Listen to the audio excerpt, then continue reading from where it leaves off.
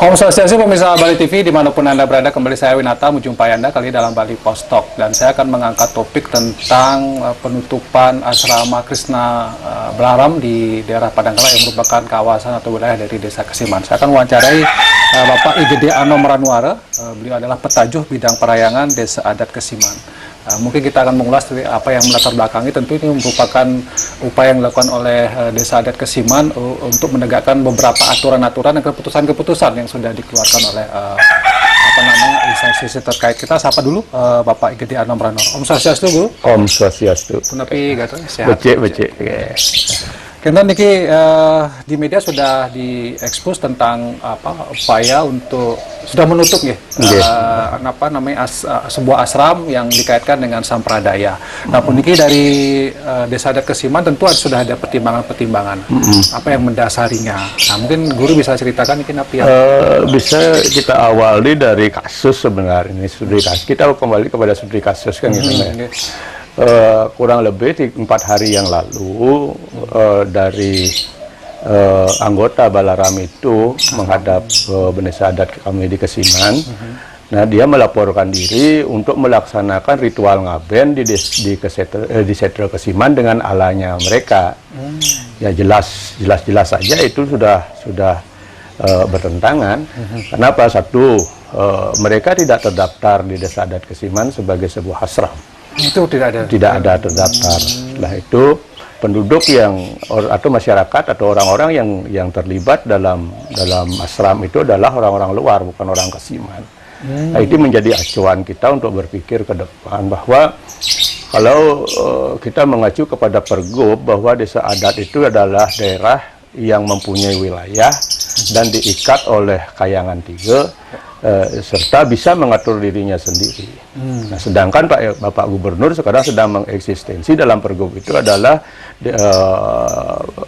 desa berbasis keamanan Desa Adat. Nah, kalau dalam Desa Adat ini jelas ada aturan tadi itu Desa Adat mempunyai wilayah.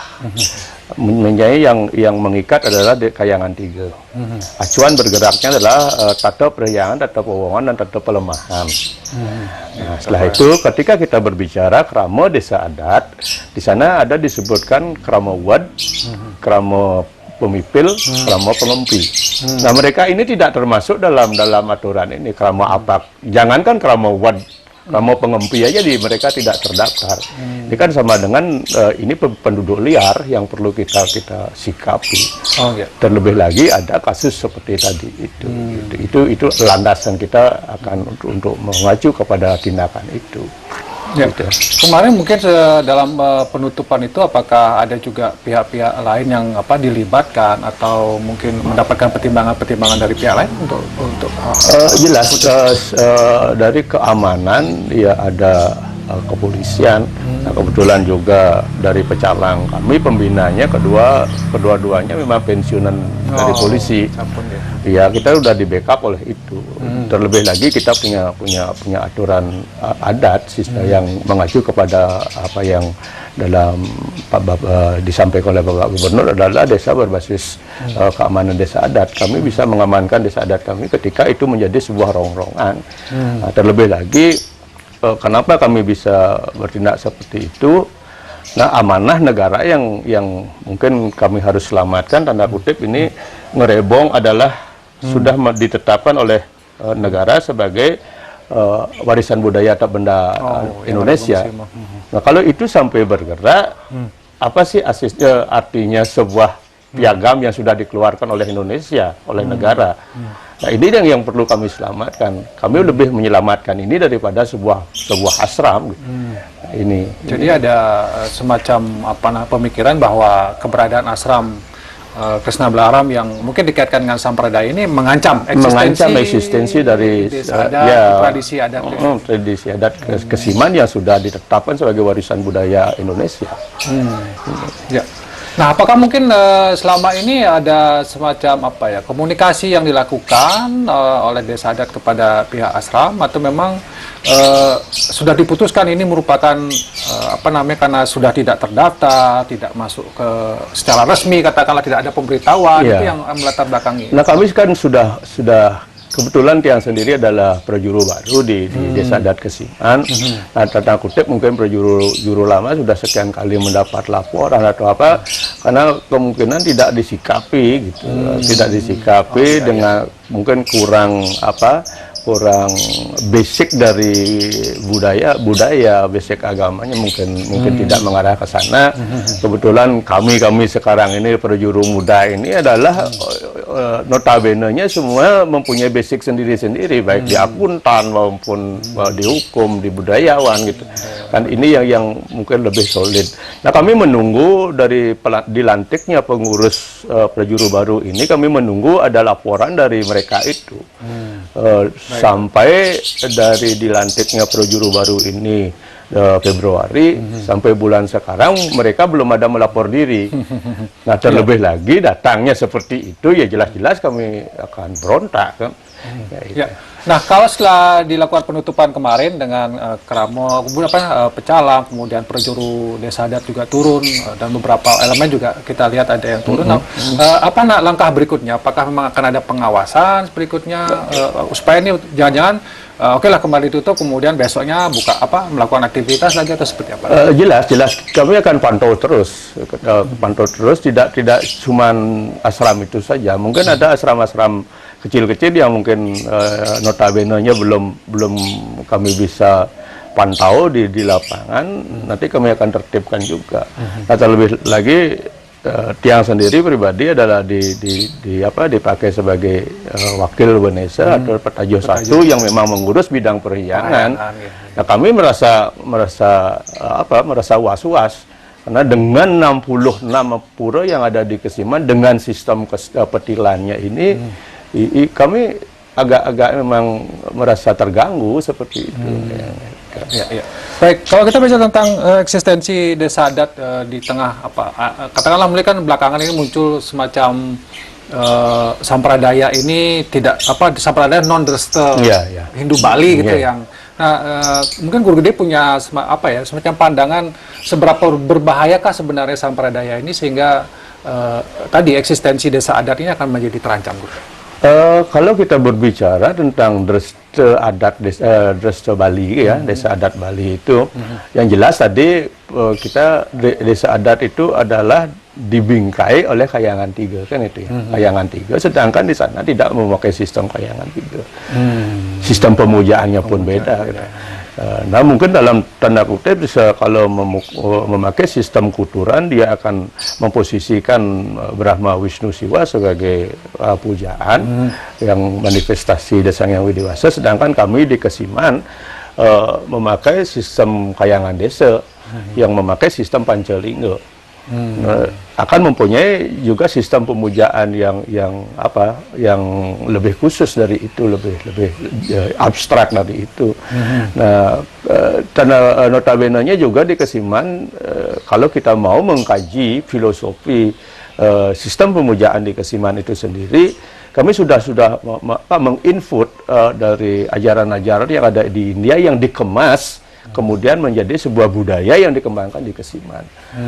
Nah, kutip tidak mengacu kepada Weda yang seperti dipublikasikan.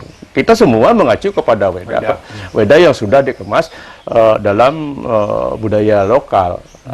Di zaman Majapahit pun kita sudah ada catatan mengjawakan biasa mata gitu. Biasa itu adalah bagawan biasa, karya-karya bagawan biasa yang berupa Sanskerta yang induknya dari India dijawakan gitu. Nanti dia menjadi sebuah contoh saja, Kekawin Bharatayuda, Kekawin Ramayana, ada Ganapati Tattwa, Siwo Tattwa, Tutur Kemoksan, itu semua induknya dari Weda yang sudah disesuaikan dengan konsep ideologi lokal gitu. Nah, mungkin lebih pada spesifik pertanyaan saya adalah di mana mungkin sampradaya ini akan bisa memberikan ancaman yang katakanlah membahayakan bagi tradisi. Jelas kalau ajaran ini diberikan berkembang, nah jelas masyarakat kami akan melupakan pura. Pura itu akan dilupakan. Nah, dalam satu pura aja kita bisa, kalau sistem Kesiman ini di pura itu minimal ada berapa ya, kurang lebih 20 pemangku yang ada di pura ini. Nah, kalau sekarang kita catat di Kesiman itu kurang lebih 3.000 masyarakat, 1.000 pemangku di Kesiman. Itu bedanya Kesiman. Nah, ini kalau sampai itu masuk, bagaimana kita bisa menyelamatkan pura-pura kita yang 66 pura yang di Kesiman ini dengan sistem petilannya yang ditata oleh masa jayanya distrik Kesiman oleh Raja Pengawa Kesiman. Begitulah beliau mempersatukan masyarakat Kesiman dalam sebuah tatanan ketuhanan, tatanan pura, tatanan sistem perhiangan, biar pura itu menjadi sebuah benteng, pura itu menjadi sebuah tempat penyatuan sosiokultur. Ya, jadi memang keberadaan ashram di wilayah wewengkon katakanlah desa adat Kesiman ini dianggap atau dinilai memang cukup riskan ya, cukup rawan ya, sehingga harus dilakukan penutupan. Terlebih lagi tadi mungkin yang sempat di WA-nya, di grupnya di PDI Perjuangan, Pak Gubernur sudah mendukung full kami di Kesiman, dan dengan ungkapan tanda kutip beberapa petikan dari WA itu, kita harus menyelamatkan desa adat yang ada di Bali, bukan Kesiman aja. Kita harus dukung Kesiman dengan sepenuhnya. Beliau pun sampai itu di grup PDI Perjuangan. Jadi ini bisa menjadi apa, katakanlah upaya yang dilakukan oleh desa adat Kesiman ini bisa menjadi juga dilakukan di desa-desa adat lain, karena memang ini tujuannya adalah untuk menyelamatkan eksistensi desa adat gitu ya. Iya, mudah-mudahan ke depan kami sih dari usulan masyarakat dan juga arahan dari penglingsir puri.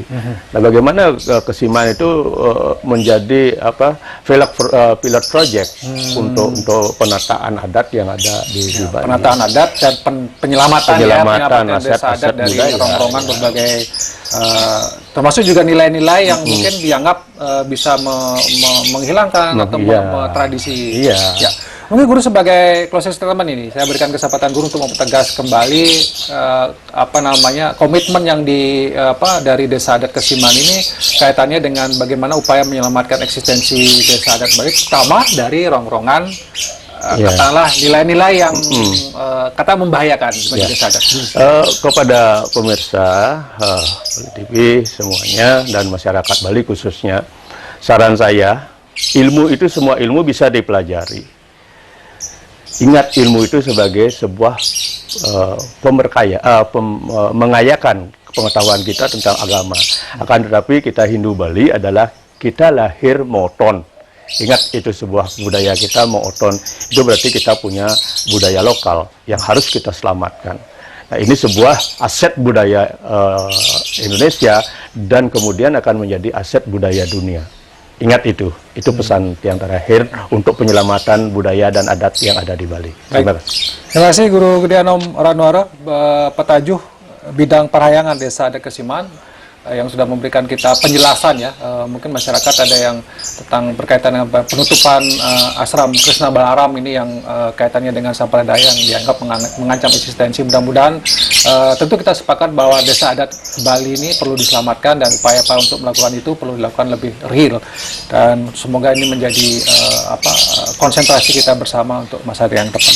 Demikian Bali Post Talk kali ini, saya ucapkan terima kasih atas perhatian Anda. Saya tutup dengan Prama Santi. Om Santi. Terima kasih.